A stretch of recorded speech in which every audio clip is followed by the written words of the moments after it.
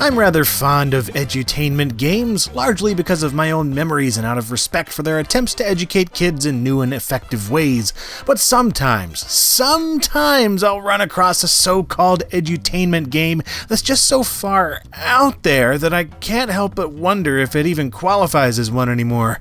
In fact, I don't even feel comfortable keeping it in with my normal collection at all. There are some games you just don't want out there in the open in case someone accidentally plays it, gets hurt, and their destiny is forever altered. Oh, I should be wearing gloves for this. This is number 11 Downing Street, The Adventures of Ninja Nanny and Sherlock Sheltie. That's quite a title, and quite a cover too. Truthfully, this cover is the best art of the entire program, with the rest of it in the game making programmer art look like the Mona Lisa. The back is even stranger, with nary a screenshot in sight, and bizarrely worded claims like, "It's educational!" ... exclamation points, which makes me think it's actually a sarcastic remark instead of a selling point. Inside the box, you get more of the same, with an awkwardly sized information sheet that has the gall to compare itself to Tracy and Hepburn and Rocky and Bullwinkle. The only other things you get are the game on a boring-looking CD, a Windows installation guide, and a registration card to put yourself in touch with its elusive developer, Silicon Alley. I mean it too, I can't find anything out about these guys. So once you install number 11 Downing Street, you do not click number 11 Downing Street in the start menu. Nope, you click begin here. If that makes sense? It starts up well enough with quite a fanfare. Silicon Alley, turning knowledge into adventure. To begin, click here. Once the music stops playing, because we paid a lot for this sound clip, it's just gonna keep going. Gong. Alright, let's click begin. What? Okay. Oh, what is that? Alright, no big deal. Somebody was just having a seizure while using MS Paint and, taking a sleep on a Roland synthesizer or something. And episode 1, number 11 Downing Street. The door opens, and you're greeted with this card here. To explore, just point and click, adventuring along with Ninja Nanny and Sherlock Sheltie, learning clues as they do, and meeting a host of eccentric friends and enemies. So I don't exactly know what to do here, because there's a lot of icons that half of them make no sense. But what is this? What is that? Right, why would Europe's mastermind criminal, the truly evil Baron von Moribund, be fascinated by a humble, penniless nanny? Question marks? How will Ninja Nanny and Sherlock Sheltie evade the Baron's international network of operatives, including the ever-resourceful Noel Cairo? I mean, I don't know. Are you gonna tell me? I guess not. Scientific studies have shown that reading the Dictopedia Ninja Nanica expands the brain. You will now see your brain after reading our humble academic effort. Okay, alright, I am finding that there is something wrong with this game. It's like I don't know what I'm looking at. Why is this a thing? These other buttons over here just show you the scenes that you've already, seen, so let's not do that again.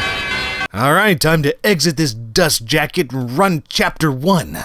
Let's hurry up and get to the story. Okay. Whoa.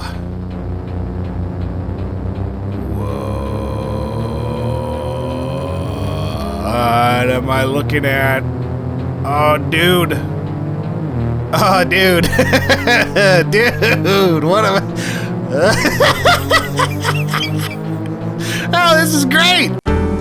Chapter 1, Baghdad by the Bay. That is definitely San Francisco. I don't know where this narrative is going, but I am so intrigued. So this right here is the meat of the program, game, religious experience, whatever this is. Chapter 1, Baghdad by the Bay, directly above the surf. Norbertina, one beer, stood on a cliff wondering about what to do next. More than 14 hours ago, she'd opened the latch string of Rancho Bolinas Me. There are an awful lot of proper nouns in here, and it doesn't do a good job of telling you what they mean. It's interesting writing for reasons that probably aren't good. So you have these things to click on every so often called hot words. A lot of storybook type games did this back in the day, and they still do. However, when you do so in this game, well, pardon my sloppy appearance, but I'm still recovering from a wild night that started at, I am Emperor Norton the 33rd, latest blah blah blah, blah blah, what the heck am I looking at? So you can click on this, Dictopedia, which is like a dictionary encyclopedia, and it's got more hot words, largely consisting of really badly scanned in, like, stock art. Or care to see the Sultan of SWAT? I mean, that's just a silent clip of Babe Ruth. Glad I watched that. So I don't know what half of this stuff means for the story at all. In fact, I don't think any of it is even related, because the story has nothing to do with any of this stuff. It's like they just tossed a bunch of things in here and we're like, you know what, we've got all these like archival things and just stock footage and pictures, and we've scanned it all in. Let's do something with it. Because it mostly just is a complete distraction from whatever the main story is. And I don't even know what the main story is. It just keeps throwing people and characters at you that you have no idea what's going on with them, and you get more and more hot words, and eventually some of them will be interactive cartoon sequences, and oh my. Fresh oats, fresh oats, fresh oats, fresh oats.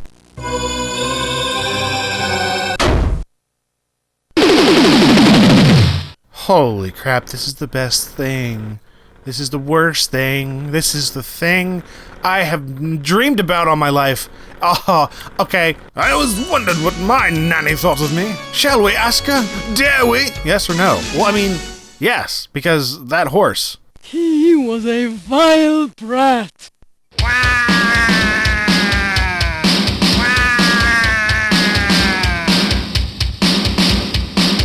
This is just gonna keep getting better, isn't it? Click on this text to see what the Golden Gate Bridge would look like if it were held up by pillars instead. Ah, it looks like total crap. The Golden Gate Bridge, 100 million pounds of steel, plus one cow. Apparently like a stripper cow or something. What in that? Would you like to know more about this famous bridge? I mean, sure, why not? Oh, well, it's just a crap load of text. Well, would you like to know, like, more, like, everything else about this bridge? Well, here it is, all of it, and we've got this incredible soundtrack for you to listen to. I don't know what I expected. This wasn't it. Oh. Chapter 2, Milkshakes for sale. Ultra chocolate. What? I gotta see this. That's my ultra chocolate zombie! Is not! Is so! Is not! Is so! I'll show you is not! What's happening? What's happening?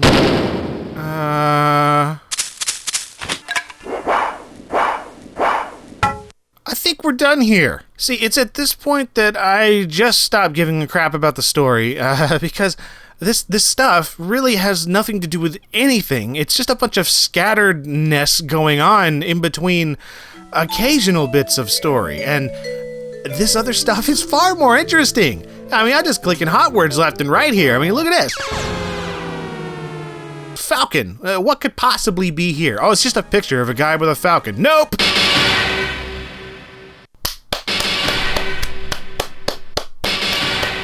Alright, so this game, what is this? What is it even trying to do? Like, is it actually being weird on purpose? Is this an interactive storybook for kids, or is it like Monty Python meets Don Hertzfeldt and YouTube poop in a nightmare-fueled acid dream of... What am I bid for camp number 43? I want a strange hide. Gotta have seen Javier on it. Like I have seen instead of Oldstein. Okay, give up. So sold. this guy interrupting the auction and going on about, I don't even know what, there's sound effects everywhere, and then there's a mouse with a trench coat, and he's in the kitchen, and he goes away, and the Cheshire Cat, and something about wharf rats. It just keeps going on about wharf rats, and freelance import-export management at Wharf Rat Alley in London. And something happens at the post office, and there's a bunch of mooses. What is this pig thing? It's kissing me. And now it's going to lunch with a priority mail? Really? I've seen some really weird kid stuff in my day. A whole lot of bizarre TV shows and games, and they're always full of weird trippiness like this. And that's fine. For that matter, I've seen a lot of very adult things. And aforementioned Monty Python, they do their games, and they're about just as weird, but I expect it in a Monty Python thing. I think that is their deal. Like, that's what they do. But this, it's supposed to be educational, right? It says so on the back of the box. It's educational. The only thing I'm being educated here is I have not done enough drugs to understand this. And it goes from telling you a story and then some really bizarre, trippy animation involving horses or cows or something, and then you get this. Like, just this. What is it? It's a guy in a car, but it's a UFO, and now it's on fire. It makes you watch this before you do anything else. Part 2, the mystery unfolds. Oh, really? Just now it's unfolding? Because I'm pretty sure there's a lot of mystery so far. You know, I'm so scared to click on these dialogues now. Sure, I'm brave. Heck no. Yeah, that's like the summary of the whole game, but you know, this is actually pretty tame. Cow? Cow? Did someone mention a cow? Do you think poor Norbertina should go to school here? Yeah, this looks like a fine place for Norbertina to go to school. You must be the 4 p.m. appointment! Come here! This instant! This instant! I mean, hey, the ostrich talks in word art at very strange angle. What is this background? Now there's a naked hippo. It's taking a birth. It asks me if I think it can dance, and if I say no, it does. And if I say yes, it won't. It is like turning me into Christopher Walken. And bizarrely enough, at this point, other than some more crap that it throws at you that makes no damn sense, it just ends. It doesn't even turn Nanny into a ninja. We still haven't seen Sherlock Shelty do anything. Like, it talks about him. He makes a vocal appearance, but that's it. And it's just like, hey, guess what? There's going to be a second part. Would you like to see a preview of it? And that looks like just as trippy and freaking messed up as the rest of this, and I don't understand it. It just starts asking more questions like it did at the very beginning. How is she going to turn into a friggin' ninja? It would be nice if you told me, and maybe the first part of the game, you know, the game called Ninja Nanny. The one that I paid for, it still makes no freaking sense. I'm sorry, I had to get out of there, away from any computer so I could stop looking at this, because, you know, once you've booted it up, you can't really look away. It's beautiful. It's atrocious. It's the worst thing I've ever played. It's the most brilliant thing I've ever played. It's not even a game. It sort of just transcends everything that I've ever known about anything ever, and yet I hate it, and I love it. There's some sort of bizarre Stockholm Syndrome.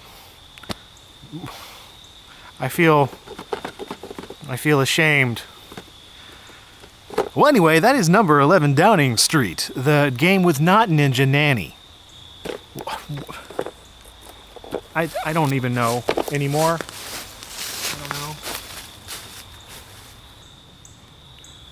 And if you enjoyed this video, then perhaps you would like to check out some of my others. I've got a whole bunch more that I've made in the past, a couple other linked to right here, and more are always coming in the future. Every Monday and Friday here on LGR, so subscribe if you'd like. Or you can also just do Twitter and Facebook to keep up socially, and Patreon if you would like to see episodes early and support the show and such. And as always, thank you very much for watching.